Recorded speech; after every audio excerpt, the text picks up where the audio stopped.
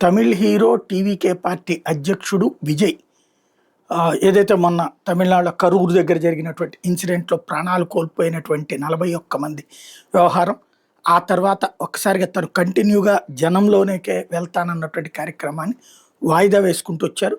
ఇవాళ రేపో జరుగుతుందంటే 2 వారాల పాటు కంప్లీట్గా వాయిదా వేస్తున్నట్టు ప్రకటించారు.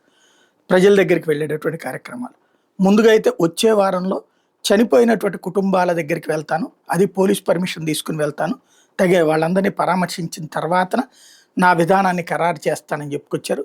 అంటే పూర్తి సెక్యూరిటీ ఏర్పాట్లు చేసుకుని ముందుకు వెళ్తానని చెప్తున్నారు.